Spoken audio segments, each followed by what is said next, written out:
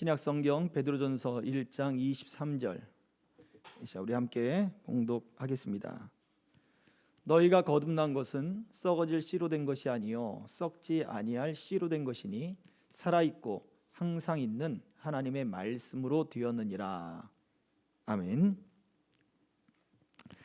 네, 오늘 우리가 함께 나눠볼 말씀이 바로 항상 있는, 살아있고 항상 있는 하나님의 말씀으로 우리가 썩지 아니할 살아있고 새로운 생명이 있는 존재가 되었다라고 말해줍니다. 쉽게 얘기하면 그 하나님의 말씀으로 우리의 믿음이 생성이 되었다라고 말해주는 거죠. 그 하나님의 말씀으로 우리가 바로 구원을 받았다라고 하는 거예요. 자, 그런데 말씀 다시 한번 띄워줘 보세요. 자, 거듭난 것, 구원받은 것은 뭐로 된 것이 아니래요? 썩어질 씨로 된 것이 아니다. 이 썩어질 씨라고 하는 이러한 부분을 이야기하는 것은 우리 안에 가능성을 이야기하는 사람들이 많이 있습니다. 물론 그것이 우리의 재능이 되고 또 가능성이 되고 미래의 어떤 능력을 발휘할 그런 가치가 있는 것이기도 해요. 삶을 살아가는 데 있어서 굉장히 중요한 요소이고 필요한 요소입니다. 잠재력이라고 하는 것. 그러나 구원의 관계에 있어서는, 믿음의 관계에 있어서는 이 잠재력으로 우리가 구원을 받은 것이 아니라고 하는 것이에요. 잠재력으로는 우리에게 이 구원의 역사가 일어나지 않는다 라고 말씀하고 있는 것입니다. 그럼에도 불구하고 이 구원에 관계된 믿음을 우리 안에 있는 어떤 것이라고 하는, 우리 안에 잠재되어 있고 내재되어 있는 것이라고 해석이 되어진다면 무엇이 있을까요? 어떤 사람에게는 그 잠재력이 많은, 그 잠재적인 환경이 일어날 수 있는 좋은 조건을 가진 사람이 있을 수 있고, 또 어떤 사람에게는 그 잠재력이 일어나지 않는 척박한 조건을 가진 사람이 있을 수 있다라고 되어질 수밖에 없는 것입니다. 그러나 구원의 역사는요, 물론 우리가 예수 믿기 좋은 환경에 있기 때문에 예수를 잘 믿을 수 있을 것 같지만, 희한하게도 그 믿음이 그렇게 좋지 않는 결과를 가져올 수도 있는 거예요. 중세시대에 보세요. 중세시대에 모든 국가, 거의 대부분 유럽 국가들이 다 국교화를 시켜버렸어요. 그때부터 무엇이 시작됐습니까? 신앙의 암흑기가 시작된 거예요.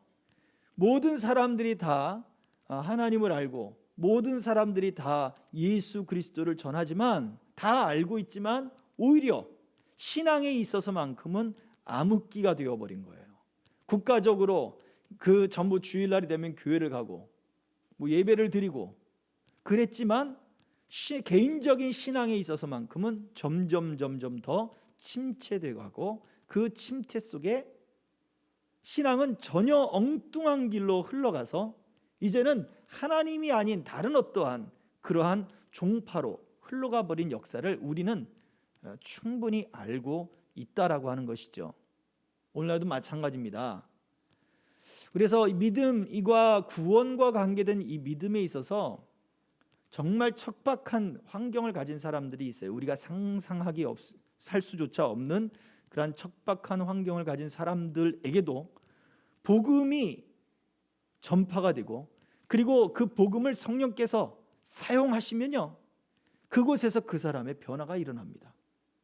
구원의 역사가 일어나요. 충분한 거예요. 그 어떤 환경이나 어떤 조건도 필요하지 않아요. 그 사람의 인생, 살아왔던 그 인생의 베이스 아니에요. 그것도 아무 소용이 없어요. 그죠? 그 복음의 말씀이 성령의 능력이 되어지면 그 사람의 일생을 바꿔버릴 수 있습니다. 이것이 구원의 하나님의 말씀으로 되어진다라고 하는 그런 말씀 속에 우리가 생각해 보아야 할 부분이라고 하는 거예요. 그래서 하이델베르크 65번째 그 말씀 신책에 있는 하이델베르크를 한번 띄워줘 보실래요? 먼저 한번 보죠. 자, 오직 믿음으로만 우리가 그리스도와 그의 모든 은혜에 참여할 수 있는데 이 믿음은 어디에서 옵니까? 라고 하는 그 질문 속에 이렇게 대답을 하거든요. 자, 읽어봅니다. 시작. 성령에게서 옵니다. 그분은 거룩한 복음의 강설로 우리의 마음에 믿음을 일으키며 성령의 시행으로 믿음을 굳세게 하십니다. 자, 복음의 강설이란 복음의 설교를 이야기하는 거죠. 그런데 그 우리의 마음에 믿음을 일으키며 믿음을 일깨운다라고 표현하지 않고 믿음을 일으킨다라고 하는 거예요. 우리 속에 있던 것을 누워 있던 것을 그냥 잡아서 일으키는 게 아니라 우리 안에 믿음이 일어나도록 만드신다는 얘기예요. 그래서 일깨운다, 그 표현이 바로 누워 있는 우리 안에 내재되어 있는 가능성들을 막 흔들어 깨우든 뭐 어떻게 하든 정신 차려 뭐 이렇게 해가지고 하여튼 일으켜 세우는, 우리 안에 있는 가능성을 끄집어 올려서 그렇게 일으켜 세운다라고 하는 뜻이 아니라 전혀 새로운 하나님의 말씀으로 우리 속에 믿음이 창조되도록 만드신다라고 하는 뜻이에요. 그래서 오늘 우리가 읽었던 본문의 말씀 베드로전서 1장 23절에 이것이 썩지 아니할, 그러니까 썩어질 씨앗은 세상의 중심에 있는 우리의 모든 가능성을 통해서 발달되어는 내 안에 있는 감정이든 내가 자라고 있는 환경이든 인적 자원이든 물적 자원이든 어떠한 감정의 풍부한 어떤 그 감수성이든 그러한 모든 환경과 자원과 조건 속에서 일어나는 것이 아니다라고 하는 거예요. 우리의 구원은 오직 살아있는 하나님의 말씀으로 너희가 거듭났다라고 분명하게 말씀하고 있습니다. 또 말씀 한 구절 찾아볼까요? 이 살아있는 하나님의 말씀이 어떤 말씀이냐를 고린도후서 4장 6절에는 더 분명하게 이야기를 해주고 있습니다. 고린도서 4장 6절을 보면은 그 속에는 하나님의 빛이 있으라라고 말씀하셨는데요. 그 빛이 어떠한 빛이냐? 그 빛이 어떠한 빛이냐를 말씀해 주고 있어요. 자, 띄워줘 보세요. 네, 찾을 수 있도록 내가 이렇게 말들을 계속 해주는데 그동안에 얼른 찾아서 좀 띄워주면 더 좋을 것 같습니다. 네, 그냥 제가 읽어드리겠습니다. 자, 어두운 데서 빛이 빛이라 말씀하셨던 그 하나님께서 예수 그리스도의 얼굴에 있는 하나님의 영광을 아는 빛을 우리 마음에 비추셨느니라. 하나님의 영광을 아는 빛을 우리 마음에 비추셨다. 근데 그 영광을 아는 빛이 뭐라고 말씀했어요? 어두운 데에 빛이 빛이라 말씀하셨던 그 말씀이라는 거, 그 빛이라는 거예요. 어두운 데 빛이 빛이라 말씀하셨던 언제 때입니까? 창조의 때죠. 창조의 때. 그 창조의 때에 그 빛이 우리 마음에 비추었다. 무엇으로? 창조의 때에 그 말씀으로예요. 그러니 우리 안에 일으키는 믿음은 어떤 거예요? 우리 안에 일으키는 믿음은 창조의 때에 주셨던 그 하나님, 그 하나님이 창조의 때에 빛이 비추라 라고 말씀하셨던 그 동일한 말씀으로 오늘도 창조의 때에 그 하나님이 오늘도 창조의 때의 그 말씀으로 우리에게 비추신다는 얘기예요. 그러니 말씀은 어느 때의 말씀이에요? 창조의 때에 있었던 그 말씀과 동일한 말씀이에요. 그러므로 우리 안에 구원을 일으키고 거듭남을 일으키는 것은 하나님의 창조의 사건과 같은 거예요. 이거는 우리 안에 있는 어떤 것이 일깨워지는 게 아니에요. 우리 안에 있는 가능성이 일어나는 게 아니에요. 내재되어 있고 잠재되어 있던 것이 일어나는 게 아니에요. 전혀 다른 것, 전혀 다른 창조 때의 하나님의 그 말씀이 우리 안에 들어와 버리는 거예요. 그래서 지금 우리가 가지고 있는 환경과 아무 상관이 없어요. 척박한 환경이든 부유한 환경이든 감정이 있든 없든 아무 소용이 없어요. 창조의 그 하나님이 우리에게 말씀하시고 그 말씀의 빛을 우리 안에 비추이시면 창조의 그 말씀 때문에 우리가 새로워지는 거예요.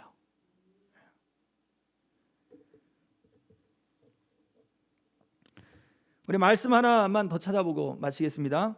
야고보서 1장 18절 보면요. 야고보서 1장 18절. 자, 이 말씀 속에서는 그 하나님이 우리에게 무엇을 원하시는가에 대한, 왜 창조의 그 말씀으로 우리에게 무엇을 원하시는가에 대한 말씀을 해주고 있어요. 자, 읽어볼까요?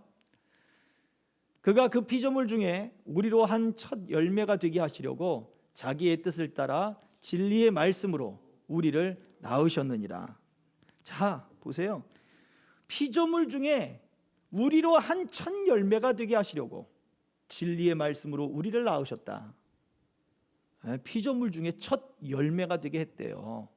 잠자는 자들의 첫 열매는 우리 주 예수 그리스도시고, 그 예수 그리스도를 믿음으로 말미암아 어떻게 해요? 우리로 하나님의 진리의 말씀을 따르는 자들로 첫 열매가 되게 하려고 지으셨다. 우리를 그렇게 만드셨다라고 하는 믿음의 고백이 야고보에게는 있어진 거예요. 만약 저 우리라고 하는 저 단어가 제자들을 얘기한다면 우리는 그러면 무엇입니까? 지금 현재 우리를 살고 있는 우리는 무엇일까요? 우리도 따라서 열매가 되는 거예요. 그렇지 않습니까? 천국은 아직 이 땅에 도래하지 않았잖아요. 그리고 하나님의 나라와 하나님의 통치가 물론 이루어지죠. 그래서 천국과 하나님의 나라를 구분해서 이야기하는 분들도 있고, 천국과 그 다음에 하나님의 통치에 대해서 또다시 나누는 분들도 있습니다. 물론 이게 단어적인 의미와 뭐 여러 가지 의미들이 있겠지만 우리가 넓게 봐서는 다 같은 하나로 보고 있지만, 그래도 그것을 의미상으로 세분을 하면 이 땅에서 나타나는 하나님의 통치와 그리고 하나님의 나라에 들어가서 그 하나님과 함께하는, 그 집에 함께 거하는, 우리가 천당이라 표현하는 그러한 천국, 그러한 모습들로 우리가 구분해질 수 있겠지만, 어쨌든 이 하나님의 나라 가운데 이루어지는 그 첫 열매가 무엇으로? 하나님의 뜻을 따라 낳은 진리의 말씀으로 우리가 바로 그 열매가 되기를 원하신다는 거예요. 그러니 하나님이 동일한 창조의 말씀으로 우리를 새롭게 하신 그 새로움이라고 하는 것은 그냥 시간이 지났기 때문에 우리를 그렇게 만들었다는 게 아니에요. 아무 의미 없이 가치 없이 하나님이 우리를 그렇게 만드셨다는 게 아니에요. 목적이 있고 분명한 계획 때문에 우리를 그렇게 새롭게 지금 만들고 계시다고 하는 것을 말씀해 주고 있습니다. 그러므로 우리가 설교를 들을 때, 말씀을 들을 때 우리는 지금 창조의 때와 함께하는 것과 같은 그런 귀중함을 우리가 알아야 돼요. 그 창조의 때에 말씀하시던 하나님이 동일하게 지금도 말씀하고 있기 때문에 그런 거예요. 우리가 이 시간을 더 귀중히 여길 수 있기를 주의 이름으로 축복합니다. 아멘. 우리가 지난 주일 말씀 한번 살펴보고, 자, 주일 말씀을 생각하면서 한번 제가 질문 드려봅니다. 읽어봅니다. 성령에 대해 이야기할 때 말씀을 존중해야 하는 중요성을 말하는 이유가 무엇인가요? 이번 주일 말씀이 뭐죠? 말씀을 존중하고 있습니까? 라고 하는 뜻이에요. 자, 성령에 관한 이야기가 지금 이제 계속 진행이 될 거예요. 그리고 성령이 사용하시는 수단이 뭐냐? 그 수단에 대한 말씀 속에 첫 번째가 바로 설교였습니다. 자, 그렇다면 성령에 대한 이런 이야기를 할 때 왜 이런 말씀들, 설교를 존중해야 하는가? 그 중요성을 이야기한 것이거든요.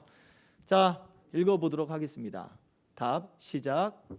성령께서 사용하시는 수단이기 때문입니다. 네, 이미 말씀드렸습니다. 설교는, 말씀은 성령의 수단이에요. 그런데 단순히 여러 가지 수단 중에 하나가 아니라, 또 뒤에 나오겠습니다만, 성령께서 채택하신 여러 가지 방법 중에 하나가 아니라 바로 성령이 하시는 일에, 구원하시는 성령의 일에 있어서 성령이 스스로 당신을 제안하심으로 사용하시는 방법이 바로 말씀이라는 거예요. 말씀을 떠난 성령의 역사는 없습니다. 자, 다 계속해서 읽어봅니다. 시작. 성령의 주권적인 사역만을 이야기하면 신비주의에 빠지기 쉽고, 성령의 수단에 대해서만 말하면 주지주의에 빠지기 쉽습니다. 주지주의가 뭘까요? 이성주의란 얘기예요. 이성주의. 자기가 알고 있는 지식의 경험들, 그 지식의 논리들, 이것만 강조하는 사람들을 자기들이 지성인이다. 영주주의도 마찬가지였어요. 자기들이 뛰어난 지성을 갖고 있다라고 그랬어요. 자기는 하늘의 모든 신비를 다 안다 그랬어요. 영지주의자. 근데 이단의 대표적이죠. 그 이원론의 대표적이고 지금까지 모든 그 신비주의적이며 사이비적이며 그리고 극단적이며 그리고 어떤 종말적인 그러한 사상들을 가지고 있는 그 뿌리들이 다 저기에 나오게 됩니다. 영지주의에 나오게 됩니다. 자, 계속해서 읽어봐요. 시작. 그래서 성령께서 주권을 가지시고 사용하는 수단을 존중하는 태도가 중요합니다. 네, 성령은 분명히 주권을 가지시고 자유롭게 사역하시는 분이십니다. 그럼에도 불구하고 그분은 스스로 당신을 제안해서 말씀을 사용하시는, 성령의 사용하시는 수단으로 말씀을 삼으셨어요. 그래서 그 성령께서도 그 말씀을 당신의 수단으로 당신을 그렇게 제안하시면서 그 수단을 사용하셨는데, 말씀을 사용하셨는데 우리는 왜 말씀 앞에 거룩하지 못하고 말씀을 존중하지 못하냐고요. 그렇게 아주 그냥 흔한 말로 개무시를 합니까? 우리가 얼마나 말씀을 존중하는가, 내가 말씀을 대한 태도가 얼마나 그 말씀을 소중히 여기고 있는가를 되짚어 봐야 하는 중요한 내용 중에 하나입니다. 자, 다음 보겠습니다. 자, 그래서 성령이 믿음을 일으키신다는 주권적인 사역을 요한복음 3장에서는 예수님께서 말씀하셨어요. 표현한 것이 있는데 그 표현이 뭘까요? 바로 바람이었습니다. 바람이 임의로 부는 것. 자, 읽어볼게요. 시작. 사람이 바람을 통제할 수 없는 것처럼 성령께서 바람처럼 임의로 일하시는 것을 사람이 종교심이나 종교적 행위들로 조작할 수 없다는 것을 말씀하셨습니다. 네, 임의로 바람처럼 일하시는데 바람이 어디서 부는지 너희가 아느냐? 주님 물으셨어요. 모르는 거죠. 바람처럼 임의로 움직이시는 분이기 때문에 뭐 그 당시에 다른 우상들처럼 다른 종교들처럼 신을 달래준다고, 신에게 뭔가를 공양을 한다고 신이 움직이는 게 아니에요. 그런 신이 아니란 얘기예요. 그런 종교적 행위들로 성령의 일하심을 조작할 수 없습니다. 마법사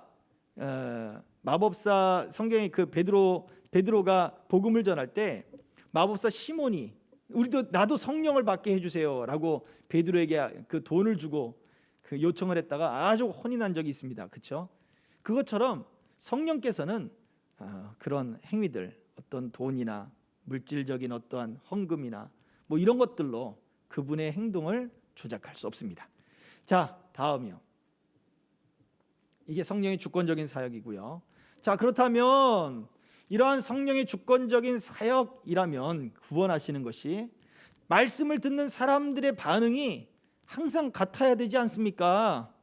성령이 그 말씀으로 사역하면 말씀 들을 때 다 뒤집어지고 그냥 다 깨어나고 막 그래야 되지 않습니까? 다 그냥 거듭나고 막 감동이 일어나고 그냥 다 그래야 되는 거 아닌가요?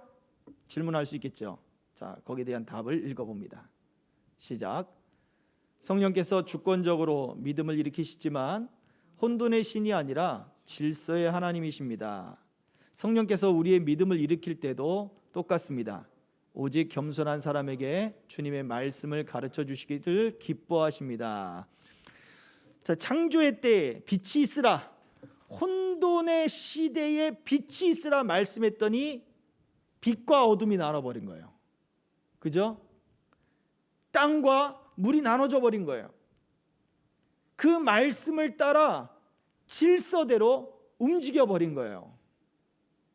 이 이야기는 어떤 차례나 순서나 그걸 이야기하는 것이 아니라 하나님이 사람들에게 이성을 주고 사람들에게 지성을 준 이유는 하나님의 말씀을 듣고 무엇을 하도록 만들으신 거예요? 순종하도록 만드신 거예요. 하나님이 질서의 하나님이라는 얘기는 우리가 막 정신이 혼미한 가운데 그냥 비몽사몽간에 하나님의 음성이 빡 들려서 그 비몽사몽간에 들려지는 어떠한 감동이나 은혜들 때문에 우리가 그냥 해가지고 막 그렇게 빠져드는 그런 종교가 아니란 얘기예요. 다른 종교들을 보세요. 혼돈에 빠지기 위한 그런 그 장치들이 굉장히 많습니다. 감정이 혼돈에 빠지고 그래서 막 주술을 외우고 춤을 추고 그다음에 환각제든지 이런 것들을 사용하는 이유가 바로 그래요. 성령은 그렇지 않아요. 성령 깨끗하신 분이에요. 언클린하지 않아요. 클린하신 분이에요. 사람의 이성 무시하지 않아요. 사람의 지성 무시하지 않아요. 사람의 감정 무시하지 않습니다. 그래서 사람들이 클린한 상태로, 정신이 또렷또렷하고 말똥말똥한 상태로 하나님의 말씀을 받들어 가셔요. 근데 이 사람의 마음이, 사람의 생각과 사람의 지성과 사람의 감정이 겸손해져야 그 말씀을 받아들인단 말이에요. 그거를 성령께서 그냥 몽롱하게 만들어 가지고 그냥 그렇게 해서 믿도록 강제적으로, 물론 그렇게 하시려면 하시겠지만 그런 하나님이 아니란 얘기예요. 혼돈의 하나님이 아니라 질서의 하나님으로 말씀이라고 하는 도구를 통하여 말씀을 선포하고 순종하니까 그것이 나눠지는 거예요. 빛이 있으라, 어둠이 순종한 거예요. 땅이여 드러나라, 그 땅과 물이 혼재했던 걔네들이 순종한 거예요. 그래서 드러난 거예요. 말씀을 겸손하게 받는 그러한 사람을 주님은 기뻐하십니다. 그래서 사람마다 말씀을 듣고 반응이 다른 거예요. 자, 다음 보세요.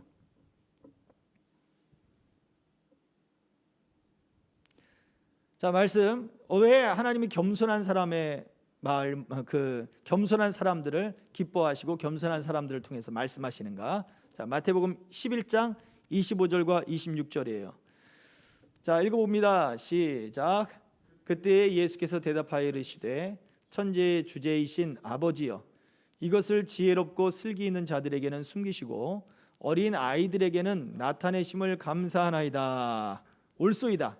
이렇게 된 것이 아버지의 뜻이니이다. 지혜 있는 자, 슬기롭다, 지혜롭다, 자기를 높이고 교만한 사람들에게는 숨기신다 그랬어요. 성령이 하시는 일이에요. 그는 자유롭고 임의로운 분이시지만 교만한 사람들에게 숨기는 거예요.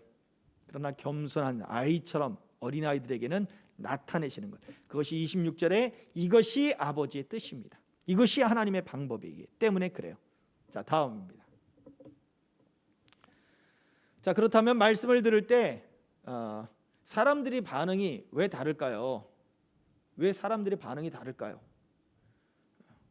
똑같이 그냥 잘 듣게 하시면 얼마나 좋아. 마음을 여신다면서요. 왜 그럴까요? 자, 그 이유에 대해서 에베소 2장 1절은 이야기합니다. 허물과 죄로 죽었다. 사람이 허물과 죄로 죽어 있다 그랬습니다. 자, 그래서 읽어봅니다. 시작. 죽은 사람이 아무것도 할 수 없는 것처럼 죄와 허물로 하나님께 대해 죽은 사람은 스스로 믿음을 가질 수 없기 때문입니다. 성령께서 우리 마음에 빛을 비춰주셔야만 우리는 믿을 수 있습니다. 네, 그렇기 때문에 겸손해야 되는 거예요. 우리는 하나님 앞에 죄와 허물로 죽은 존재예요. 아무것도 할 수 없는 존재예요. 성령님, 내 마음을 여시고, 성령님, 나를 깨우쳐 주시고, 성령님, 내게 지혜를 주시고, 성령님, 내가 하나님을 아는 그 빛을 내게도 비춰주옵소서 하는 그러한 기도와 겸손한 마음의 자세가 필요해요. 이렇게 기도하고 교회를 나와보세요. 이렇게 기도하고 예배를 드려보세요. 이렇게 기도하고 말씀을 들어보세요. 성령께서 빛을 비춰주십니다. 은혜를 주십니다. 해보세요. 해보세요.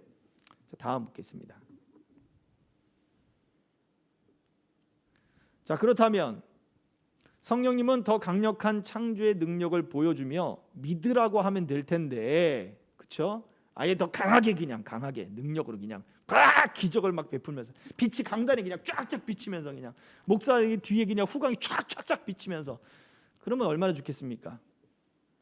그런데 말씀, 특히 교회에서의 설교를 통해 믿음을 일으키는 이유가 무엇인가요? 야, 내가 설교해도 저보단 더 잘하겠네, 그렇게 말하는 사람들도 있을 수 있습니다. 저 목사님은 왜 이렇게 말이 그렇게 버벅버벅대? 저 목사님은 말이 왜 이렇게 느려? 저 목사님은 뭐라고 말씀하시는 거야? 발음이 제대로 분명하지 않네. 그런데도 성령님이 그분들을 통해 일하셔요. 이유가 뭘까요? 자, 읽어봅니다. 시작.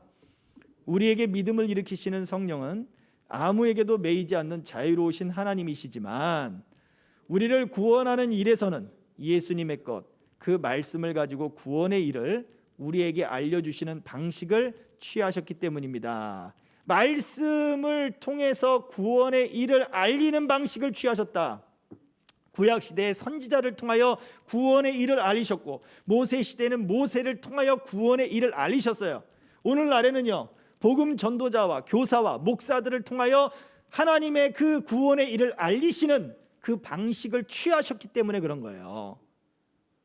다음 페이지 한번 넘겨줘 보세요. 말씀이 있습니다. 자, 요한복음 16장 13절에 성령께서는, 예수님이 성령에 대해서 가르쳐 주신 말씀이에요.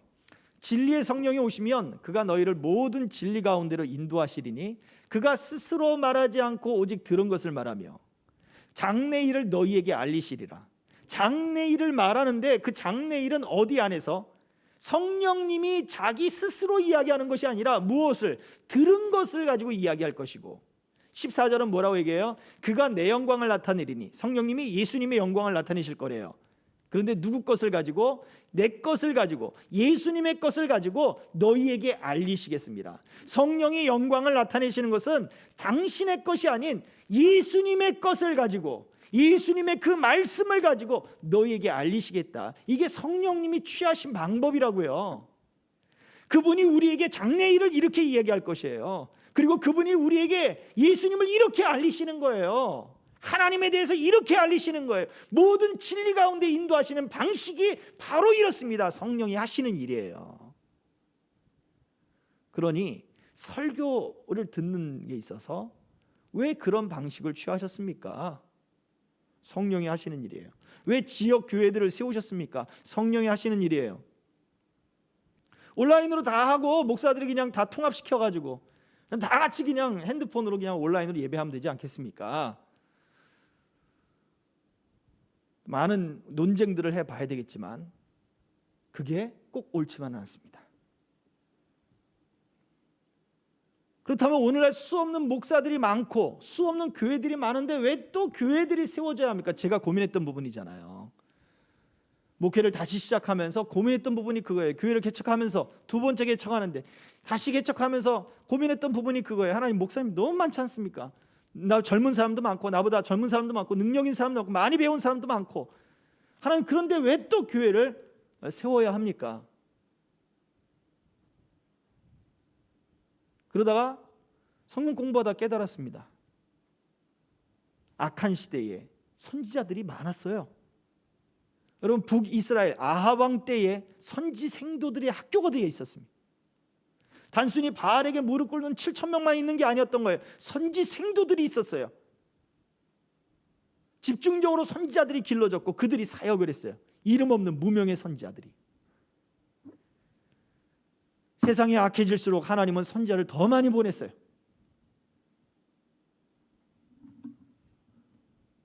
오늘날 목사들이 많은 이유, 이런저런 목사들이 많은, 물론 거짓, 그런 잘못, 그리고 여러 가지 또 욕먹을 일들이 벌어지는 경우들도 꽤 있습니다. 성경에도 거짓 선지자들이 많이 있었어요. 그러나 그때에도 참 선지자들이 있고요. 지금의 참 목사, 참 목자들도 있습니다. 이것이 하나님의 방법이에요. 성령님이 우리를 구원하시기 위해 말씀을 전하게 하시는 방법이에요. 성경이 그것을 이야기하고 있기 때문에 그렇습니다. 성령이 그렇게 방법을 취하셨기 때문에 설교라고 하는 교회의, 지역 교회의 이런 설교를 통해서 누구라도 더 쉽고 누구라도 이해할 수 있도록 그렇게 말씀이 전달되게 했습니다. 자, 교회 안에서 생각해 보세요. 여러분, 목사님의 말씀이 잘 들릴 때, 그리고 잘 안 들릴 때 한번 생각해 보세요. 잘 들릴 때가 언제일까요? 목사님과 1대1의 관계가 있고 더 친밀해졌을 때 여러분 감정이 서로 교류가 되고 그리고 공감이 될 때 그 말씀이 들리지 않습니까? 그러나 내 교회가 아니다라는 마음을 가지고 일단 다른 교회 여러분 가보세요. 말씀이 잘 들리나요? 말씀을 들으려고 애를 써야 말씀이 들리지 않습니까? 쉬운 거예요. 하나님은 지역교회 목회자를 통하여 그 교회 성도들과 계속 호흡하게 하고 공감하게 하고 교류하게 하고 교제하게 해요. 그러면서 그들에게 필요한 말씀을 전하게 해요. 성령께서 우리의 필요를 다 아시죠? 예, 아시죠. 온라인으로 그냥 설교만 들으면 되지 않습니까? 유명한 목사님의 설교를 듣고. 네. 그런데 여러분 그 설교를 듣고 다 거르잖아요. 여러분의 생각과 여러분의 지성과 여러분의 감정과 여러분의 모든 경험들, 여러분이 판단하고 비판하면서 여러분들이 필요한 것만 취하지 않습니까? 그러나 여러분의 교회, 여러분이 속해 있는 교회 목회자들은 여러분의 사정을 다 알아요. 그 필요에 맞는 말씀들이 전달이 돼요. 그 감정이 교류가 되고 공감이 되면서 필요한 말씀들이 그렇게 전달이 되게 되어 있어요. 이게 성령의 방법이에요.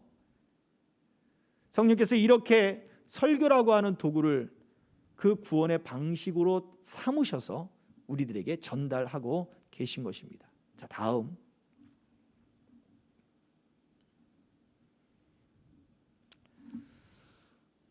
자, 이처럼 무한하신 하나님께서 성령께서 스스로 제안하셔서 말씀이라는 수단을 사용하신 이유, 이미 여태까지 이야기를 했는데요. 한마디로 표현하자면 요한복음 3장에서는 등장하는 니고데모, 그 니고데모의 예처럼, 자, 읽어봅니다. 시작. 하늘의 일을 고사하고 세상의 일, 거듭나는 일에 대해서도 다 깨달을 수 없는 우리의 연약함을 아셨기 때문입니다. 니고데모가 성령으로 거듭나야 된다는 예수님 말씀에 니고데모는 엄마의 뱃속에 다시 들어갔다가 어떻게 나올 수 있겠습니까? 그렇게 이야기를 해요. 모르는 거죠. 이게 예수님은 하늘의 일이라고 말하지 않았어요. 이게 세상의 일이라 했어요. 우리가 세상에서 지금 구원받기 위해 오늘 지금 우리에게 벌어지는 지금 이 세상 속의 일이에요. 근데 이것마저도 깨닫지 못하는데 하물며 하늘의 일을 말하면 너희가 알겠느냐 이거예요. 그래서 이 우리 지성의 한계, 우리 이성의 한계 때문에 세상의 하늘의 일을 이야기하지 않았어요. 세상의 일을 이야기하고, 그리고는 말씀이라고 하는 수단을 통해 전달하신 거예요.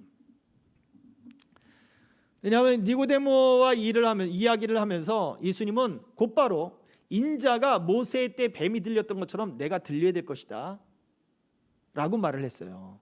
그 이야기는 예수님의 죽음을 이야기하는 것이고, 그 이야기는 예수님의 죽음이 그렇게 세상에 복음으로 전파되는 거예요. 말씀으로 전파되는 거예요. 그래서 결국 세상의 일, 이 거듭남이라고 하는 것은 말씀의 전파를 통하여 하나님이 성령께서 사용하시는 그 수단을 통하여 이렇게 구원의 일이 일어나게 될 것이라는 것을 예수님이 암시했던 것입니다. 자, 다음 마지막입니다. 자, 이처럼 스스로 제안하신 성령님을 볼 때 성령님 말씀을 안 해 스스로 자기를 제안하셨다고요. 그보다 더 넓으신 분이, 더 크신 분이, 우리가 가져야 할 자세가 무엇인가요? 자, 성령님이 이렇게 스스로 제안하셨으면 우리가 가져야 할 자세는 뭔가요? 자, 첫 번째 읽어봅니다.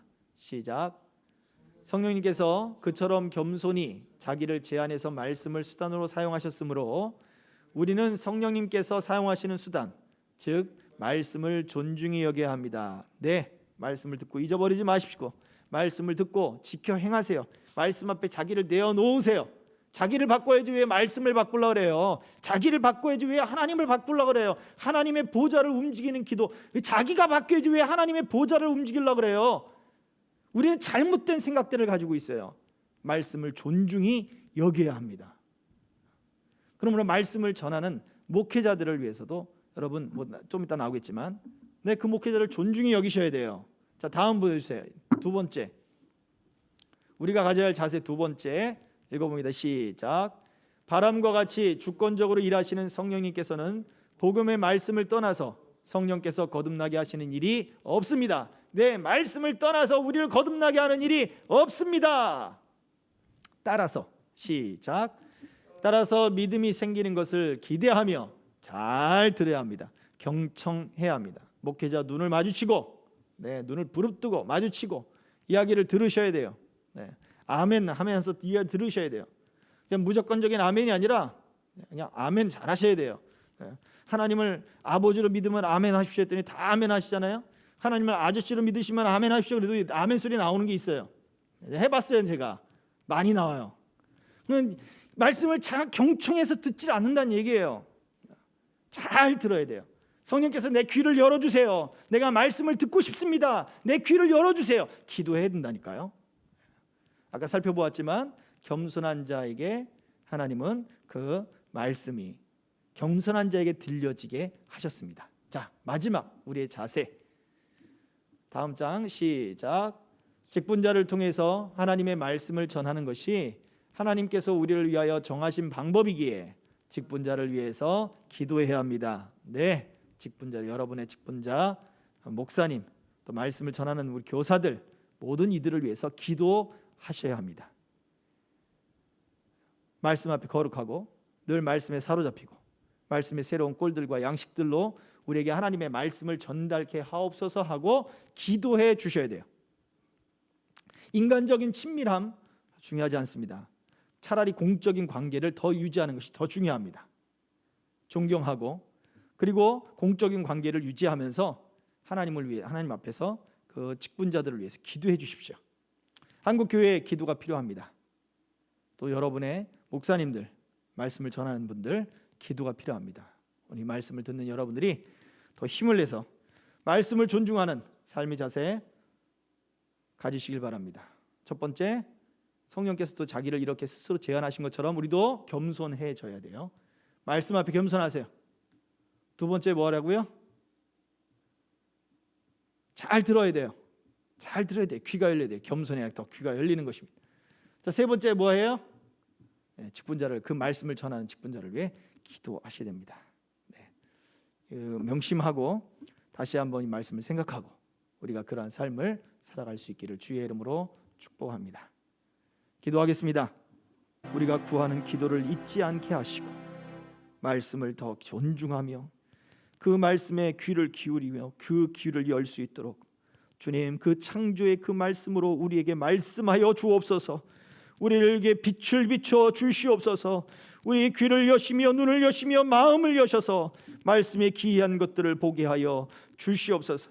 말씀을 전하는 자로 떠나보지 않은 증거자로 우리를 세우셨사오니 참 증인이 될 수 있도록 말씀 속에 우리 주님을 발견하며 그 생명 되신 예수 그리스도를 바르게 증거하는 하나님, 우리 교육자들 다 되게 하시고 종이 되게 하여 주시고 한국 교회가 되게 하여 주옵소서. 우리 선교사님들 지켜주시고 보호해 주시기를 소망하오며 살아계신 예수 그리스도의 이름 받들어 기도하옵나이다. 아멘. 그러므로 너희는 이렇게 기도하라. 하늘에 계신 우리 아버지여, 이름이 거룩히 여김을 받으시오며 나라 임하옵시며 뜻이 하늘에서 이룬 것 같이 땅에서도 이루어지이다. 오늘날 우리에게 일용할 양식을 주옵시고 우리가 우리에게 죄 지은 자를 사하여 준 것 같이 우리 죄를 사하여 주옵시고 우리를 시험에 들게 하지 마옵시고 다만 악에서 구하옵소서. 대개 나라와 권세와 영광이 아버지께 영원히 있사옵나이다. 아멘.